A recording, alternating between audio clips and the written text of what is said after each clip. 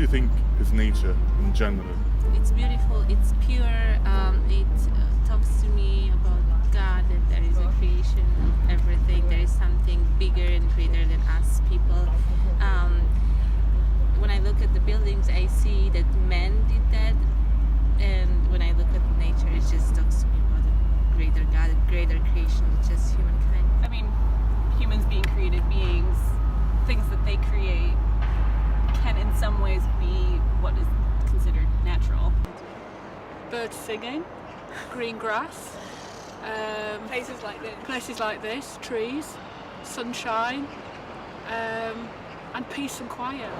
How do you correlate architecture and nature?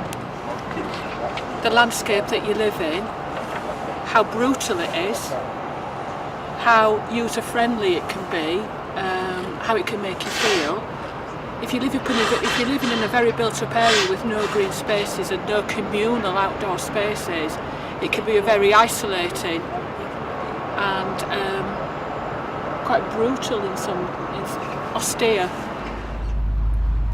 I appreciate when architecture is informed by its surrounding, like when there's a building that just like makes sense in light of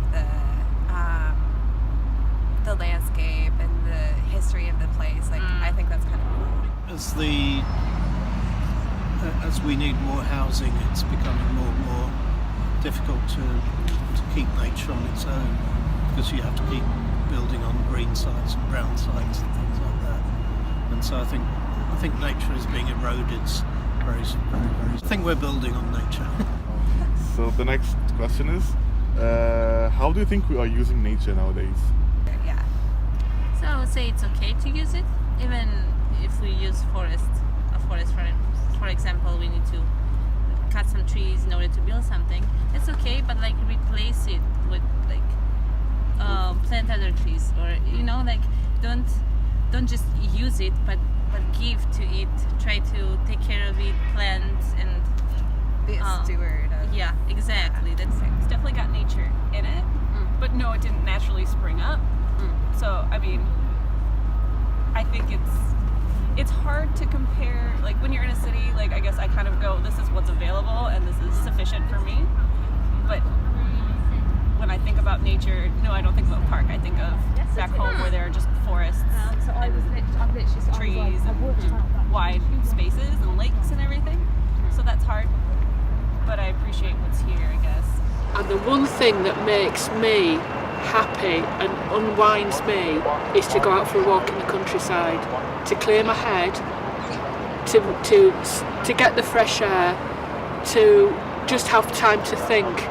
And I think that's even more so for people living modern stressful lives, working, bringing up families, money pressures, other pressures that there isn't. So if you would say this place is the park that we are in right now, would you consider it like natural, or would you consider it more like man-made?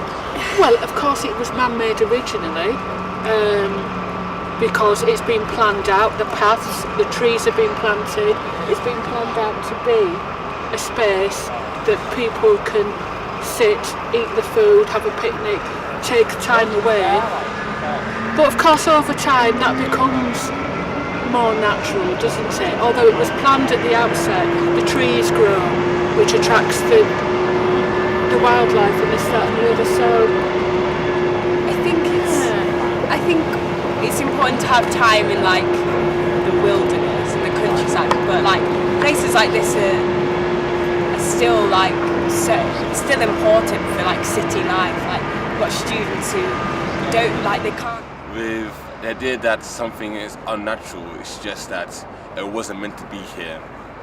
And to say that the way you came from, the way it's organized, from these steps here, which obviously weren't meant to be here, you can then say yes, it's unnatural. The idea that this has been designated by humans to be a specific place. It wasn't a case of, oh, this is here, let's just preserve it. It's a case of, we need a park, we need to put in place here. I think before it used to be church. The church before they changed it into this park.